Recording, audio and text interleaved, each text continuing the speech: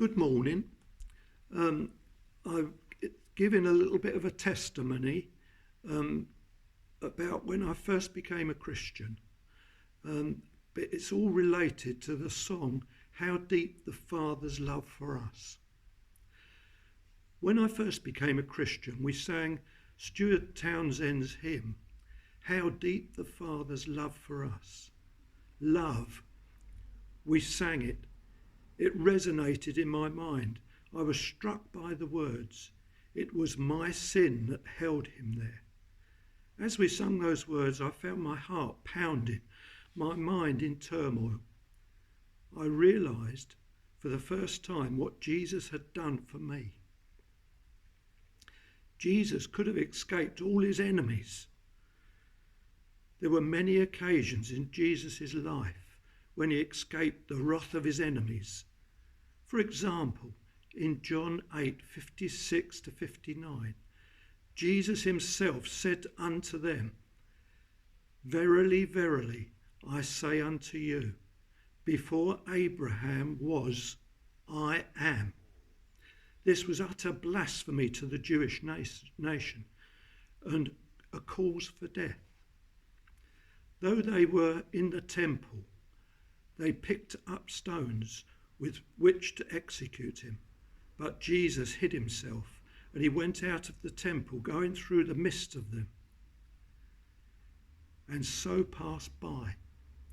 He managed later in John 10:31-39.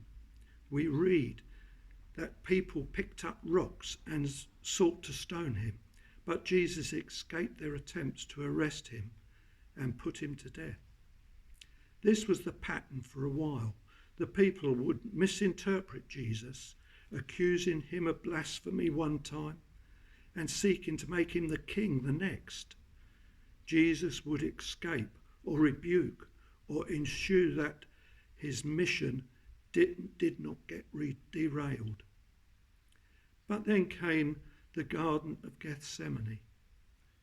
Peter drew his sword and swinging at one of the servants cut off his right ear. Then Jesus said unto Peter, Put up your sword into the sheath. Peter clearly thought this was going to be another chance for Jesus to slip away from his accusers. But Jesus knew that this time would be different. Do you think that I cannot appeal to my Father, and he will at once send me more than 12 legions of angels? Matthew 26:53. With only a single word, Jesus could have summoned his defence of more than 12 legions of angels, which is more than 72,000 angels. Look to the Old Testament and you will see the kind of devastation that he could have brought about by 12 legions of angels. With a single word, Jesus could have caused the heavenly host that sang of his birth spring to his defence, but he didn't. This was true in the garden, in the court, and on the hill. This was true as the spikes were nailed into his body and as the cross was raised to the sky. The words of Jesus that I first pondered on 30 years ago and that have continued to be deeply affecting to me are found in Matthew 27:50. And Jesus cried out in a loud voice and yielded up his spirit.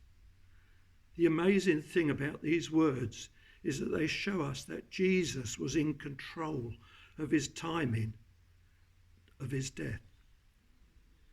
Though the nails had pierced his hands and his feet, he thought he had been beaten to the point of being almost unrecognisable. He died only when he decided to yield up his spirit. In his account of the crucifixion, John says, Jesus gave up his spirit. This was an active, not a passive act. The significance of this wording is that it shows that Jesus was in control of the timing of his death. He didn't die because his body could no longer take the punishment or because of the blood loss. He died because he decided it was time to die. His work was finished. He asked his Father to forgive them, and there was no reason for him to continue. And so he gave up his spirit and returned to his Father. All of this tells me that Stuart Townsend is right. It was not the nails that held Jesus to the cross. He could have so easily escaped the cross, and even if he decided to go there, could just as easily have escaped from the cross. He could have stepped down and watched as his angels gained vengeance on the heartless men who had nailed him to the tree, but he didn't. Jesus remained there until the work was accomplished. He stayed there until he had done the work his Father had assigned him. He stayed there until he had secured the redemption of all his people. It was not the nails that held him, but his love for the Father, his love for us. It was my sin that held him there. In the deepest expression of love the world could ever know, it was death by love.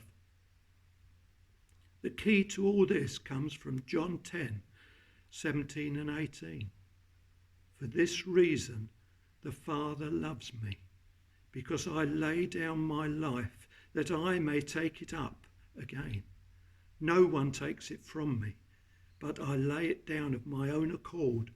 I have authority to lay it down, and I have authority to take it up again. This charge I have received from my Father.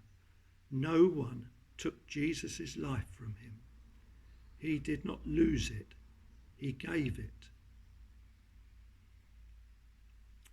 And now here's the words of the song. How deep the Father's love for us, how vast beyond all measure, that he would give his only Son to make a wretch his treasure. How great the pain of searing loss, the Father turns his face away, as wounds which mar the chosen one bring many sons to glory. Behold the man upon the cross, my guilt upon his shoulders. Ashamed I hear my mocking voice call out among the scoffers. It was my sin that held him there until it was accomplished. His dying breath has brought me life. I know that it is finished. I will not boast in anything, no gifts, no powers, no wisdom, but I will boast in Jesus Christ, his death and resurrection. Why should I gain from his reward? I cannot give an answer, but this I know with all my heart, his wounds have paid my ransom. Amen.